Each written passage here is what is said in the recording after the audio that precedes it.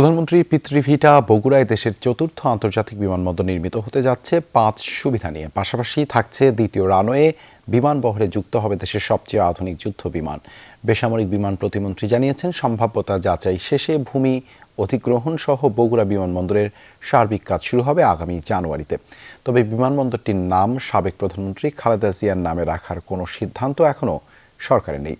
বগুড়ায় সংসদ সদস্য ও এলজিআরডি প্রতিমন্ত্রী আশা করেন, বিমানবন্দরটি হলে এশিয়া সহ মধ্যপ্রাচ্যের কিছু দেশে উত্তরাঞ্চলের যাত্রী পরিবহন, খাদ্যশস্য রপ্তানি বাড়বে।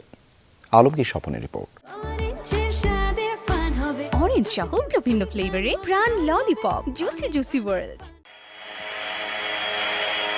বিএনপির প্রতিষ্ঠাতা ও সাবেক রাষ্ট্রপতি জিয়াউর রহমানের জন্মভূমি বগুড়া। এ কারণে আওয়ামী লীগ সরকারের সময় অবহেলিত ছিল উত্তরের অন্যতম এই বাণিজ্যিক কেন্দ্র। তাই ক্ষমতায় আসার পর নির্বাচনী প্রতিশ্রুতি অনুযায়ী পিতৃভূমিতে আন্তর্জাতিক বিমানবন্দর নির্মাণের পরিকল্পনা বাস্তবায়ন করতে যাচ্ছেন প্রধানমন্ত্রী তারেক রহমান। বগুড়ার এরুলিয়ায় বিদ্যমান এয়ারফিল্ড এরিয়ায় এরই মধ্যে বিমানবন্দর নির্মাণের জন্য শুরু হয়েছে সম্ভাব্যতা যাচাই প্রক্রিয়া। এরপর 1200 বিঘা জমি অধিগ্রহণের কাজ শেষে জানুয়ারিতে শুরু হবে নির্মাণ কাজ। তবে সরকারের অর্থায়নে নির্মিত হচ্ছে না এই বিমানবন্দর। এর জন্য বিদেশি বিনিয়োগ ও সরকারি বেসরকারি অংশীদারিত্ব পিপিপি চুক্তির উপর জোর দিচ্ছে সরকার। জমি অধিগ্রহণ, ফিজিবিলিটি স্টাডি ইত্যাদি সব মিলিয়ে হয়তো এই বছরটা চলে যাবে।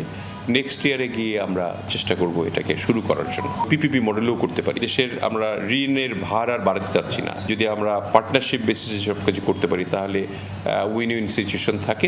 দক্ষিণ কোরিয়া, ওমান সহ, চায়না সহ পৃথিবীর বিভিন্ন দেশের যারা ইনভেস্ট করতে চায় তারা অলরেডি যোগাযোগ করছে বিমান ও পর্যটন মন্ত্রণালয়ের সাথে, এবং বিদেশি ইনভেস্টরের মাধ্যমে এটা করার সম্ভাবনা বেশি, কারণ অনেক টাকা যেহেতু ব্যয় হবে। দেশের চতুর্থ এই আন্তর্জাতিক বিমানবন্দরে থাকছে আধুনিক সব সুযোগ সুবিধা।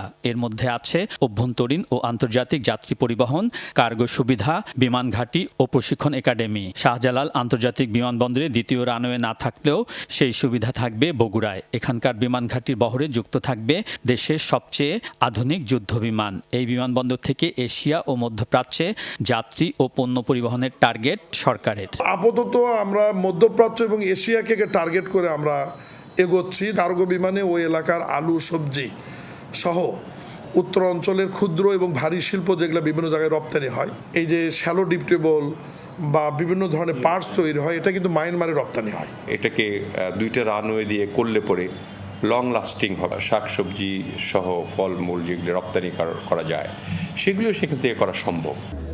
পরিকল্পনা অনুযায়ী এগুলো 3 বছরে বগুড়া আন্তর্জাতিক বিমানবন্দর নির্মাণের কাজ শেষ করতে চায় সরকার। তবে প্রয়াত সাবেক প্রধানমন্ত্রী খালেদা জিয়ার নামে বিমানবন্দরটির নামকরণের কোনো সিদ্ধান্ত এখনো নেই। নাম নিয়ে তো অনেক কিছু হয়। এক সরকার চলে গেলে আরেক সরকার এসে নাম চেঞ্জ করে। খুব ভালো হতো যদি দেশনেত্রী বেগম খালেদা জিয়ার নামে দেওয়া যেত, তাহলে আমার কাছে এটা ভালো হতো। কিন্তু মাননীয় প্রধানমন্ত্রী এবং ক্যাবিনেট কি সিদ্ধান্ত নেন এটার ব্যাপারে এখনো আমি বলতে পারবো না। বিমান পরিবহন প্রতিমন্ত্রী বলেন, সম্ভাব্যতা যাচাইয়ের পর নির্মাণ ব্যয় জানা যাবে বগুড়া আন্তর্জাতিক বিমানবন্দরের।